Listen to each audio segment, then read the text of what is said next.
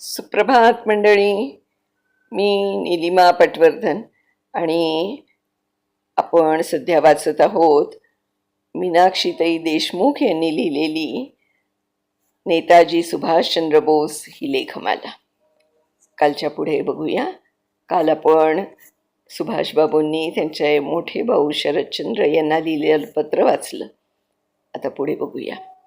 नेताजींचे बंधू शरदचंद्र बोस यांनी 1948 युरोपचा दीर्घ दौरा करत असताना व्हिएन्नाला भेट दिली. त्यावेळी त्यांच्याबरोबर पत्नी विभावती, मुलगा शिशिरही होता. तिथे गेल्यावर एमिली, अनिता आणि एमिलीच्या आईचीही भेट झाली. तो अनुभव फारच हेलावून टाकणारा आणि संस्मरणीय होता. सुभाषचंद्रांवर एमिलीचा फारसा प्रभाव असल्याचं दिसलं नाही. ते दोघातील वैयक्तिक नातं होतं. तरीही सुभाषबाबू एमिलीवर अतिशय प्रेम आणि प्रभाव होता त्यांचा. सुभाषबाबूंकडून भारतीय इतिहास, समाज, संस्कृती आणि राजकारणाविषयी समजल्यानं त्या खूपच प्रभावित झाल्या होत्या. एमिली शेंकल ही एक स्वतंत्र वृत्तीची खंबीर स्त्री होती. नेताजींना कणखर, धाडसी स्त्री आवडत. भारतीय राष्ट्रीय सेनेच्या झाशीची राणी फलटणच्या माध्यमातून त्यांनी भारतीय स्त्रियांना प्रोत्साहित करण्याचा प्रयत्न केला. स्त्रियांच्या बाबतीत सुभाषबाबू अतिशय लाजाळू आणि संकोची स्वभावाचे होते. त्यांची ज्या स्त्रियांची निकटता, मैत्री झाली त्या सगळ्या युरोपियन स्त्रिया होत्या. पहिली स्त्री होती जेन धर्मवीर. त्या मूळच्या रशियन इंग्लिश स्त्री होत्या. त्यांच्याशी नेताजींची पहिली भेट झाली ती नेताजी 1921 साली इंग्लंडला शिकायला गेले तेव्हा. जेनने धर्मवीरांशी विवाह केला होता. भारतीय डॉक्टर NR धर्मवीर या जोडप्याशी नेताजींची मैत्री झाली. दीर्घकाळ टिकली. मिसेस जेन धर्मवीर सारख्या सुसंस्कृत आणि उत्तम अभिरुचीच्या स्त्रीचा सुभाषवर चांगलाच प्रभाव पडला. त्यांनी दिलेल्या जिव्हाळ्यानं, प्रेमानं सुभाषबाबू हेलावून गेले. त्यांना ते दीदी म्हणत.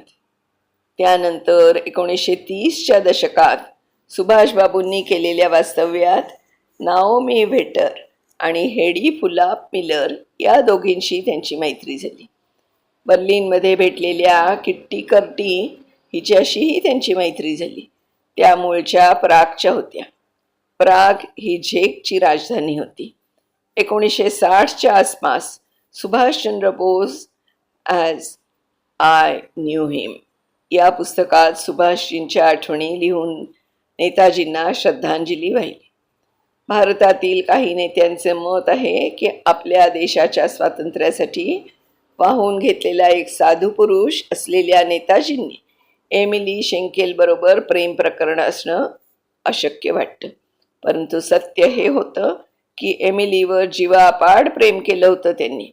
अशा या एमिली शेंकलचं निधन त्यांच्या वयाच्या 85व्या वर्षी मार्च 1996 झालं. आधुनिक भारतीय इतिहासात शरदचंद्र बोस आणि सुभाषचंद्र बोस या बंगालच्या दोन बंधूंचं प्रेम नातं एकमेव अद्वितीय होतं. त्यांचे 2 नंबरचे मोठे भाऊ शरदचंद्र मेजदादांनी त्यांना आयुष्यभर बिनशर्त आणि दृढ आधार दिला होता. दोघांच्या वयात 7 वर्षांचं अंतर होतं. शरदचंद्रांचा जन्म सप्टेंबर 1889 साली झाला, तर सुभाषचंद्रांचा जन्म जानेवारी 1897 झाला. शरदला अगदी बालपणापासूनच सुभाषबद्दल विशेष प्रेम वाटत होतं. ते त्यांना कुका म्हणत. सुभाष मोठे होत असताना त्यांचं वागणं पाहून घरातले लोक त्यांना विशिष्ट समजत होते. परंतु घरात एकट्या शरदलाच त्यांच्यातील वेगळेपण, काहीतरी खास असल्याची जाणीव झाली होती. सुभाषबाबू इंग्लंडला गेले.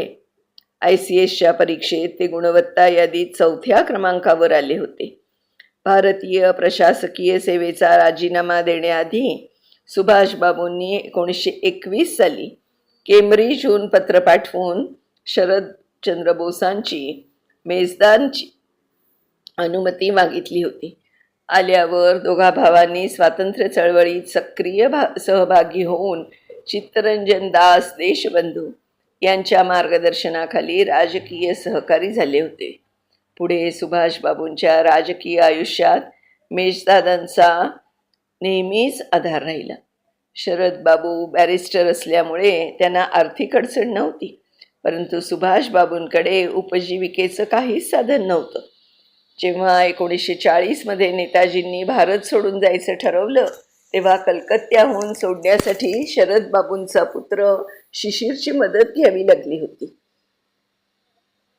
1943ला नेताजींनी आणखी एक जोखमीचा प्रवास करण्याचं ठरवलं.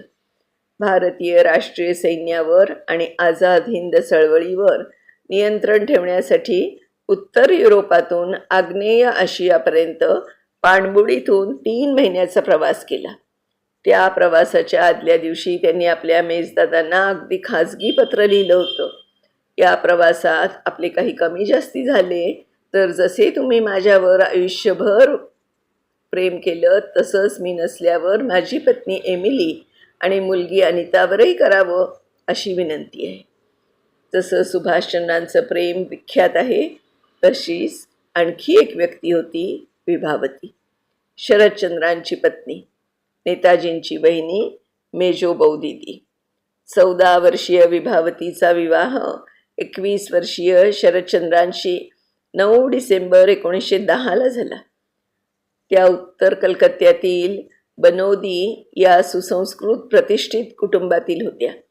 त्यांना एकच अजित नावाचा मोठा भाऊ होता. लग्न झाल्यावर काहीच दिवसात 2 वर्षांसाठी बॅरिस्टर ही पदवी घेण्यासाठी शरदचंद्र लंडनला गेले होते. 1913मध्ये ते परतले. या 2 वर्षात पत्राद्वारे ते पत्नीशी संपर्क साधून होते. विभावती आपला दीर सुभाष यांच्यापेक्षा 1 वर्षांनी मोठ्या होत्या. बंगाली कुटुंबामध्ये बौदी आणि देवरचं नातं अगदी मायेचं, रक्ताच्या नात्यासारखं, बहीण भावाचं, अगदी जवळचं असायचं. विभावती आणि सुभाषबाबू यांच्यामधील नातं अगदी तसंच होतं. ते बहरत गेलं आणि पुढे जिव्हाळ्याचे आणि आदराचे उत्कृष्ट नमुना ठरला. सुभाषचंद्र बोस 1925-26 साली ब्रह्मदेशातल्या मंडेलाच्या तुरुंगात असताना बाकीच्यांना लिहिलेल्या पत्राचा सूर काहीसा उदासीनतेचा होता, परंतु विभावतीला लिहिलेली पत्र अगदी वेगळी होती. त्यात त्यांनी दैनंदिन जीवनाचं वर्णन अगदी हलकं फुलकं मजेशीररित्या केलं होतं. जणू त्यांना दर्शवायचं होतं की आपण इथे अगदी व्यवस्थित आहोत. वास्तविक त्यांना तुरुंगात अतिशय त्रास सहन करावा लागत होता. शेवटी ते इतके गंभीर आजारी झाले की त्यांचा तुरुंगात मृत्यू होऊ शकतो असं डॉक्टरांनी सांगितल्यावर 1927 साली ब्रिटिश सरकारनं त्यांना भारतात परत आणायचं ठरवलं. ब्रह्मदेशाच्या तुरुंगातून सुभाषबाबू विभावतीला तुरुंगातले मजेदार किस्से सांगत. त्याचबरोबर त्यांच्या मुलांची चौकशी करत असत. त्यांच्या शिक्षणासंबंधी सल्ला देत. त्यांना स्वतःला चित्रकला आणि संगीताची आवड होती. त्यांना स्वतःला शिकण्याची संधी मिळाली नाही, परंतु आपल्या पुतण्यांना मिळावी म्हणून संगीत, चित्रकला शिकवावं असं सुचवलं. रामायण, महाभारत सारखी प्राचीन महाकाव्य वाचनाचेही ते सांगत. विभावतींनाही वाचण्यासाठी काही पुस्तकांची नावं सुचवली. त्यांना स्वतःला वाचण्यासाठी मॅक्झिम गार्कीचं मदर पुस्तक पाठवायला विभावतीला सांगितलं होतं. शरद आणि विभावतींच्या मुलांबद्दल त्यांच्या मनात प्रेम, आस्था होती. ब्रह्मदेशावरून सुभाष परतल्यावर सर्वांनी मिळून एक कौटुंबिक सहल काढायचं ठरवलं. त्यासाठी त्यांनी निसर्गरम्य डोंगराळ शिलाँगची निवड केली. किती वर्षानंतर 3 पिढ्या एकत्र आल्या होत्या. जानकीनाथ, प्रभावती, शरद, सुभाष, विभावती आणि शरदची मुलं होती. त्या सहलीत सर्वांनी खूप मजा केली, आनंद लुटला. तुरुंगातील कष्टांनी सुभाषबाबूंची तब्येत खूपच खालावली होती, म्हणून ते शिलाँगमध्येच तब्येत सुधारण्यासाठी थांबले. बाकीचे कलकत्त्याला परत आले. सुभाषबाबूंनी विभावतीला पत्रात लिहिलं, तुम्ही सगळे गेल्यावर मला बिलकुल करमेनासं झालं. खूप उदास वाटायला लागलं. केलसाल बाग अगदी खायला उठते.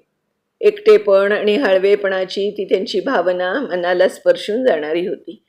यावरून ते मंडळाच्या तुरुंगात असताना त्यांना बंधू शरद, वहिनी विभावती, मुलांची किती आठवणी येत असेल ते कळतं. आपल्या मनातील ती प्रचंड खळबळ मनमोकळेपणाने विभावतीजवळ व्यक्त केली. यावरून त्यांना आपल्या मेजो दीदीबद्दल किती प्रेम आणि जवळीक वाटतं हे दिसून येतं. 1921 इंग्लंडहून परत आल्यावर ते वडिलांनी बांधलेल्या घरात न राहता शरद बाबूंनी शेजारीच भाड्यानं घेतलेल्या घरात शरद, विभावती आणि त्यांच्या मुलांबरोबर राहिले. 1928 शरदचंद्रांनी घर बांधलं. त्या नवीन घरात ते शरद, विभावती, मुलं आणि त्यांच्यासोबत सुभाषही राहायला आले. सुभाषसाठी वरच्या मजल्यावर स्वतंत्र खोली होती. दुसऱ्या मजल्यावर शरद बाबूंचं ऑफिस, त्याला लागून सुभाष बाबूंचं ऑफिस होतं. तिथे मे 1937 त्यांनी वास्तव्य केलं. 1933 ते 36 या काळात एकतर तुरुंगात किंवा हद्दपारी शिक्षेमुळे युरोपात होते. 1937 आई प्रभावतीच्या आग्रहाने ते वडिलांच्या घरी राहायला गेले. 1938-39 काँग्रेस अध्यक्षपदाच्या वादळी कार्यकाळात याच घरी होते. जानेवारी 1941 भारतातून निघून गेले ते याच घरातून. विभावती बरोबर त्यांची वेगवेगळ्या स्तरांवरचं नातं होतं. मोठ्या बहिणीचं आदरणीय नातं, मैत्रिणीचं बरोबरीचं नातं आणि प्रसंगी मातेचं नातं. असं असलं तरी त्या आदरणीय दादांच्या पत्नी होत्या. विभावतींचं खरं कर्तृत्व दिसून आलं जेव्हा 1932 शरदचंद्र बोस यांना प्रथम अटक झाली तेव्हा.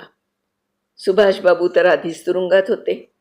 1932 पासून 1935 35ला सुटून येईपर्यंत 3-3.5 वर्ष विभावतीनं एवढ्या मोठ्या कुटुंबाला, तेही आर्थिक चणचण असताना सांभाळलं होतं. त्याशिवाय बंगालमधल्या भूमिगत क्रांतिकारक आणि शरदबाबूंचे काही राजकीय सहकारीही सल्लामसलतीसाठी विभावतींकडे येत. त्यांचीही सरबराई करावी लागत असे. यामधल्या काळात सुभाषबाबूंना तडीपार होऊन युरोपात जावं लागलं होतं. त्या काळात त्यांची ढासळलेल्या प्रकृतीच्या इलाजासाठी पैशाची सोय करावी लागत होती. या सगळ्या आव्हानांना विभावतींनी मोठ्या धैर्यानं शांतपणे तोंड दिलं होतं. 1934 कुटुंब प्रमुख जानकीनाथांचं निधन झालं. त्याच काळात सर्व कुटुंबाचा गाडा विभावतीनं मोठ्या हिमतीनं हाकला होता. दुसऱ्या महायुद्धाच्या वेळी विभावतींची खरी कसोटी लागली. जानेवारी 1941 नेताजी भारतातून निसटले. त्याबद्दल अगदी मोजक्या लोकांना माहिती होती. त्यात शरद बाबू, विभावती आणि अवघ्या 20 वर्षांचा त्यांचा मुलगा शिशिर, जो आपल्या काकांचा मुख्य साथीदार होता. डिसेंबर 1941 शरद बाबूंना अटक झाली. त्यांना दक्षिण भारतात नेलं. त्यांची प्रकृती फारच बिघडल्यामुळे 1945 सोडून देण्यात आलं. पतीची इतकी तब्येत ढासळलेली पाहूनही त्यांनी आपलं मनोधैर्य खचू दिलं नव्हतं.